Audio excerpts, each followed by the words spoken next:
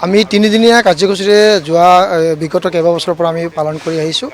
মাননীয় মুখ্যমন্ত্ৰীৰ নেতৃত্বত অসমৰ সুন্দৰভাৱে শাসন ব্যৱস্থা চলি থকাৰ কাৰণে আমি তেখেতৰ সুস্থ জীৱন আৰু দীৰ্ঘায়ু জীৱন কামনা কৰি তেখেতৰ নেতৃত্বত আৰু যেন ভালকৈ আমি শাসন কৰিব পাৰোঁ তাৰ কাৰণে চিন্তা চৰ্চা কৰি আমি তিনিদিনীয়া কাৰ্যসূচী বিগত বহুকেইটা বছৰৰ পৰা আমি পালন কৰি আছোঁ।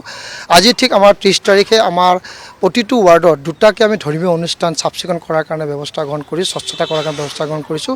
ইতিমধ্যে আমাৰ প্ৰায় 120টা ঠাইত আজি ৰাতিপুৱাৰ ভাগতে চাফ চিকুণ চলিছে আৰু ইয়াৰ লগে লগে আমাৰ পাৰিষদবৰ্গৰ সহযোগত এইখিনি কাম আমি কৰি আছোঁ।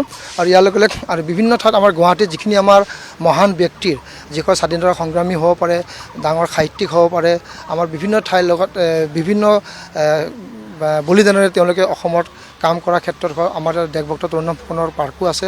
আজি এই ভৰলু মুখৰ স্থানত আমাৰ শ্বহীদ স্মৃতি আছে, আমাৰ অসমৰ কেইবাগৰাকী স্বাধীনতা সংগ্ৰামীৰ আমি প্ৰতিমূৰ্তি চাফ চিকুণ কৰি আৰু তেওঁলোকৰ যি ঠাই আছিল সেইখিনি পৰিষ্কাৰ কৰি স্বচ্ছতা কৰি আৰু জ্যোতিপ্ৰসাদ আগৰৱালাদেৱৰো সেইখিনি ঠাই চাফ চিকুণ কৰি আমি স্বচ্ছতাৰ ক্ষেত্ৰত এইখিনি ব্যৱস্থা গ্ৰহণ কৰিছোঁ। আৰু গুৱাহাটী পৌৰ নিগমৰ প্ৰতিগৰাকী পাৰিষদে নিজৰ নিজৰ ঠাইত এইখিনি কাম কৰিছে। ইয়াতে আমি বিভিন্ন ধৰণৰ দল সংগঠনৰ পৰা সহায় সহযোগ কামনা কৰি এইখিনি কাম কৰিছোঁ।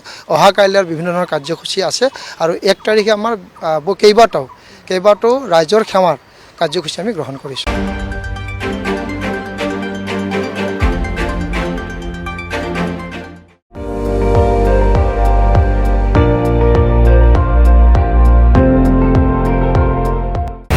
আপুনি চাই আছে ND24, সৰ্বশ্ৰেষ্ঠ নহয় সৰ্বোত্তমৰ দৌৰত।